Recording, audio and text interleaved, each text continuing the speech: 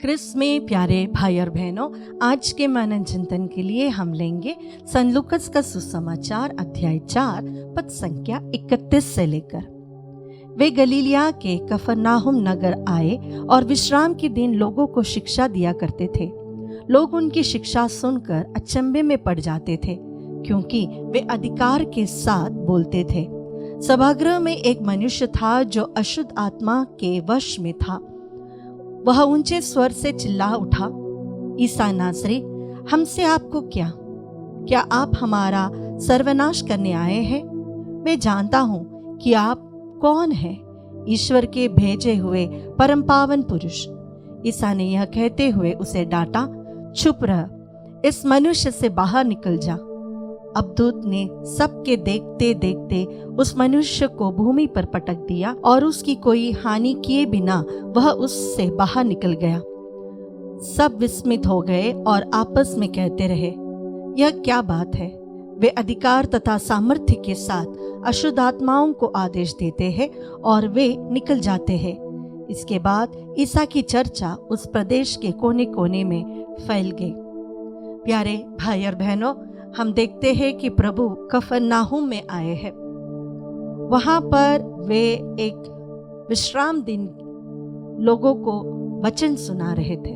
जब एक अद्भुतग्रस्त व्यक्ति प्रभु के सामने आता है तो वह प्रभु के सामने टिक नहीं सकता, वह खड़ा नहीं हो सकता, क्योंकि प्रभु की पवित्रता इतना पावरफुल है, उनकी डिविनिटी इतना पावरफुल है कि शैतान उसके आस पास नहीं आ सकते। वे प्रभु से डरते हैं। इसीलिए ही हम देखते हैं कि प्रेरित चरित्र अध्याय 4 पद संख्या 12 में कि प्रभु यीशु के नाम के सामने संसार के सारे शक्तियां घुटने टेकेंगे।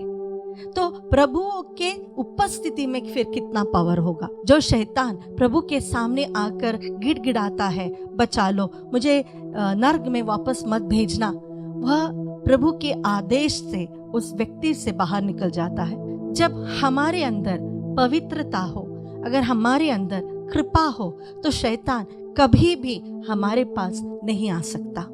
वो हमारे अंदर निवास नहीं कर सकता, वो हमें पोसेस नहीं कर सकता।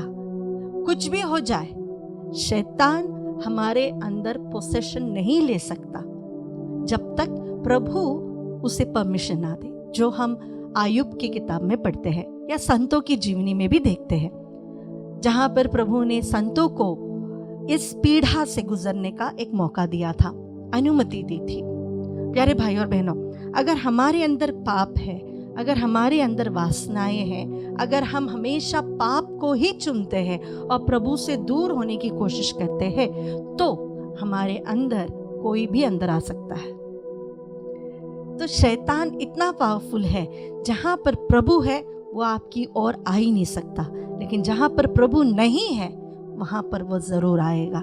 इसलिए ही प्रभु ने कहा कि जब एक शैतान घर से बाहर निकल के जाता है और बाद में वो घूम फिर कर वापस उस घर में आता है और जब देखता है कि वो घर खाली है, तो वह एक नहीं बल्कि अपने मित्रों को भी लेकर आता है। जब हमारे अंदर पवित्र आत्मा है तो हमारा अंदर भरा हुआ है, हमारे आत्मा में प्रभु की उपस्थिति है, हम सामर्थ्य से भरे हुए हैं, तो कोई भी शैतानी ताकत हमारे जीवन में आक्रमण नहीं कर सकती। दूसरी बात, जहां पर प्रभु है वहां पर बुराई नहीं हो सकती। जहां पर प्रभु की उपस्थिति है, जहां पर प्रभु पर विश्वास है, वहां पर कभी भी शैतान हमला नहीं कर सकता, क्योंकि प्रभु सबसे महान है, सबसे शक्तिशाली है। इसलिए ही संत यूहन्ना लिखते हैं कि तुम्हारे अंदर जो है वो बाहर वाले से भी ज्यादा पावरफुल है। तो अगर हमारे अंदर प्रभु है तो हमें किसी भी चीज से डरने की जरूरत नहीं पड़ती। कुछ दिन पहले मेरी एक बात हुई एक दीदी से। उस दीदी ने मुझसे कहा कि मेरे जीवन में बहुत सारी कृपाएं हैं, बहुत सारी आशीषें हैं, लेकिन शैतान मुझे सताता है, मेरे अंदर शैतान भी है। प्यारे भाई और बहनों, दोनों चीज एक साथ निवास नहीं कर सकता। दोनों चीज, आत्मा, पवित्र आत्मा और दुष्ट आत्मा, दोनों एक व्यक्ति के अंदर एक समय एक साथ नहीं निवास कर सकता।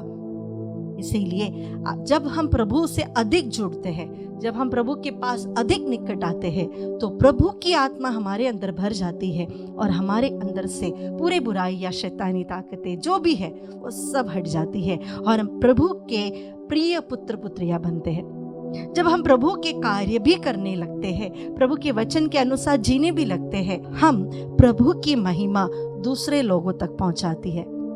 कई बार बहुत सारे आशीष पाने के बाद भी हम गवाही देने से पीछे हटते हैं।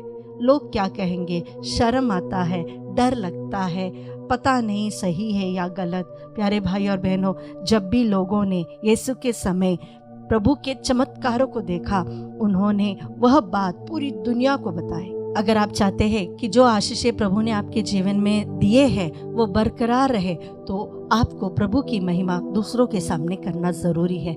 आइए आज हम प्रभु से प्रार्थना करें कि हमारे अंदर की सारी गलत चीजें प्रभु के सामर्थ्यवान नाम में, प्रभु की उपस्थिति में हमसे दूर हो जाए और हम सब पवित्र आत्मा से परिपूर्ण हो जाए।